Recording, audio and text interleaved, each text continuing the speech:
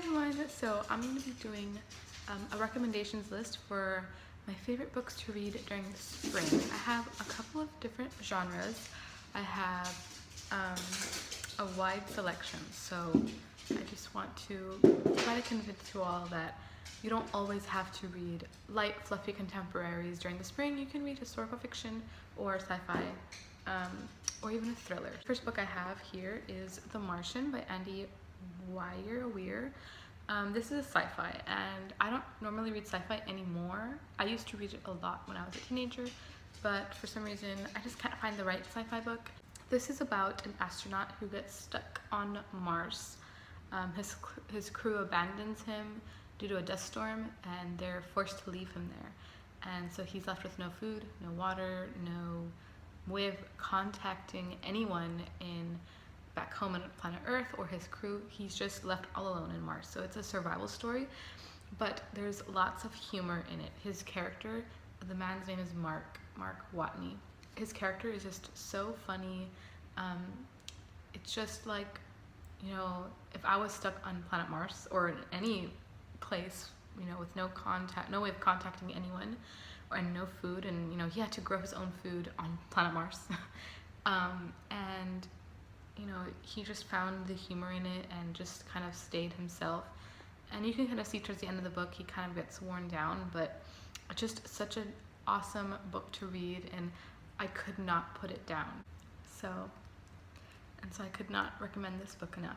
The next genre that I have is historical fiction, and I love historical fiction. I think that it is the perfect genre to read during the spring, summertime. So the first book is The American Heiress by Daisy Goodwin. And Daisy Goodwin is an auto-buy author. I love her books. She writes historical fiction, and I've read all of her books except for one. She only has 3 though. And this is one of them. This is about an American girl who, and this takes place in the late 1800s, 1893, yeah. And she is the richest lady in America at the time. And her mom, and back then it was the trend for the parents of rich Americans to send them to Europe to marry dukes. That was the trend at that time, and it's an actual real trend.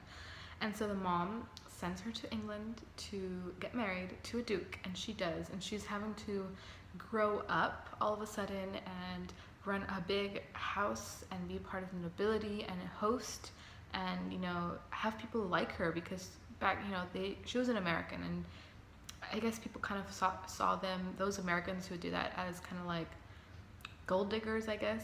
And so yes, I love this book. It is such a good, quick read. It's kind of, you know, it looks kind of big, but it reads really quick. It's really interesting to learn about the culture and, you know, what people will do for money and greed and all of that. So yes, I would highly recommend this book, but all of Daisy Goodwin's books are just so amazing. The next book that I have is An Unseemly Wife by E.B. Moore. This one actually took me by surprise. I didn't expect to like it that much, and it kind of spurred in me a love for historical fiction that has to do with like Amish people. It's such a weird, like, kind of subgenre. But yes, this is about a woman who, her and her family, her husband and she has children. I'm not sure how many children she has, but they are Amish. And her husband decides to join the wagon train west, back in those times when they were moving west. And that means that they had to leave the order of, you know, their Amish, I don't know, little group, community, and they had to leave them. And so they're left on their own. And you know, if you don't know much about the Amish culture, they are very strict. They do not associate with the outside world, and even if they do go out there, they don't talk to anyone. It's just like, they're very strict, and just, yeah, they're very strict. And so, you know, they're on the wagon train west, and there's lots of different things happening on the wagon train west. If you've done any research on that, you'll know, like, it was just not very safe, not only in the camp but also from Indians. And so she's having to, you know, I guess try to protect, and I'm using this in air quotes, protect her family on this wagon train and keep their virtues alive. And so the second half of the book, it's just some things happen, and you know, it takes a turn for the worst, and so she's having to make sacrifices, and you know, sacrifice her beliefs, her moral beliefs, and her virtues, and also having to make sacrifices for her family. And so it is such an amazing book. I cried in this because I was pregnant reading this, and she was pregnant, and I cried, and it's just really good. Now, you do have to read it with an open mind. You can't go into it being judgmental, because you don't have to agree with their choices. It's just very interesting to read about their perspective, you know, the Amish community's perspective, and kind of, it's almost kind of fun because, you know, you can see her mind starting to change a little bit, and, you know, her worldview expanding as she travels. So, yes, this is a really great book for that. The next book that I have is by an author that I think is just, she exudes spring writing. That's Kate Morton, and this is The Forgotten Garden. I love Kate Morton's writing. She has the most beautiful descriptions. She mainly writes historical fiction. I think she only writes historical fiction, if I'm not mistaken. This story is about a young girl who gets abandoned on a ship headed to Australia, and so on her 21st birthday she finds out that she is not, you know, the family that raised her in Australia is not her real family. So that sets out a journey for her to discover who her real family is, but it isn't until her granddaughter, Cassandra, takes over and trying to solve the mystery of who her family really is, who is Nell's family. It kind of switches perspectives between the past and the present, and I really enjoyed the past perspectives a lot more. I love it so much. It's just, it really is heartbreaking, but the writing style is beautiful. It is pretty dense. I'm not going to say that, you know, you can just flip through it in one spring afternoon. You will have to take your time in reading this, and I'm saying the more that you take your time in devouring it, the more beautiful it's just going to open up to you, and it's just going to be even more beautiful than if you're just to binge read it, you know. So all of Kate Morton's writings are so beautiful. So I would recommend any of her books for the springtime. And so even though this is historical fiction, I would also kind of classify it as a mystery type. So that's what I kind of like about it. Okay, so my next section is contemporary. And so I'm starting off with Leanne Moriarty's The Husband's Secret. A woman who found a letter that her husband wrote that was only to be opened after he died. And so she finds it, and he's not dead, and so she reads it, and just, it's basically about that. Now, I do have to say, I didn't like this book in particular. I preferred Big Little Lies, which I think, is that a TV show? I'm not sure. I liked the book, but then the ending I was like, not really a fan. But this is kind of like a guilty pleasure read almost, and I just love guilty pleasure reads in the springtime because, you know, contemporaries, you do read more of those in the spring, summer, and so this one is perfect for that. Whether you like it or not, it's fun in the middle of reading it, and then in the end it's not that satisfying, but oh well. Okay, my next book I have is It Ends With Us by Colleen Hoover. I think Colleen Hoover is the best. Her books are the best to read during the spring, summertime. I read a bunch of her books last summer and kind of into the winter, but oh well. This one is about a lady named Lily, and I want to say she has a flower shop, if I'm not mistaken.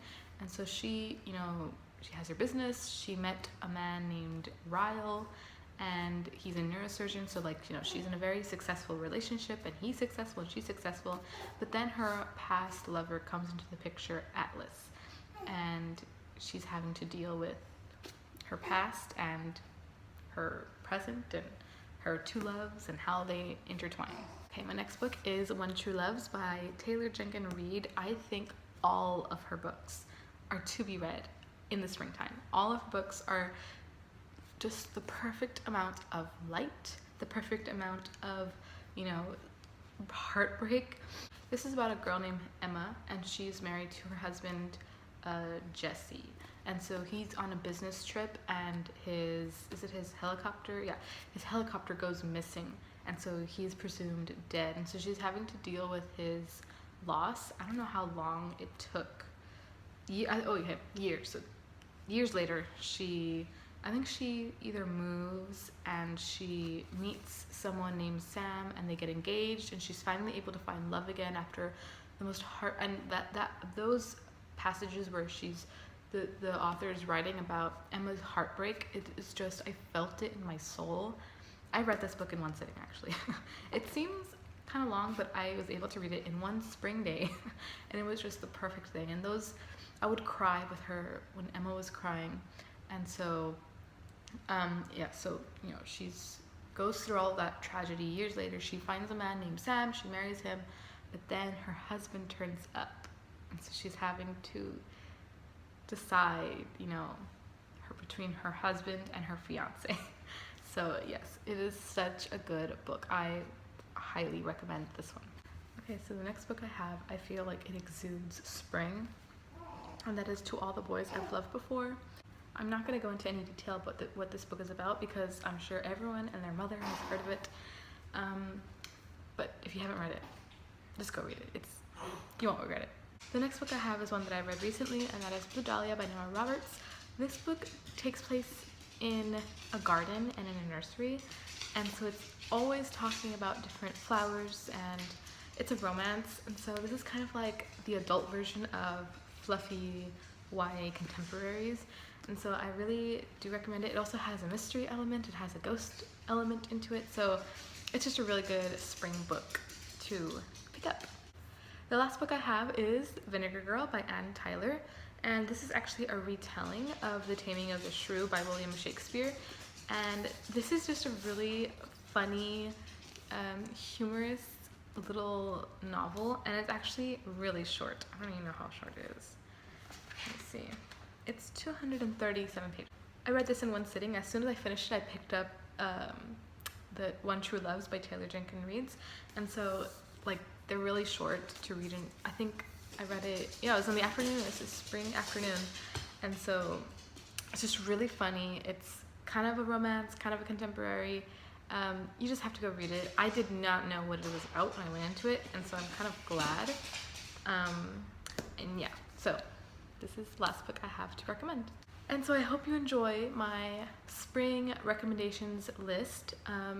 Let me know what books you like to read during the spring, because you definitely don't have to read just contemporary. You can read fantasy. I'm actually reading right now fantasy, and also historical fiction. So you don't have to read a particular genre during the springtime. But yes, I hope you enjoy, and let me know what you read during the spring, and I'll see you next time.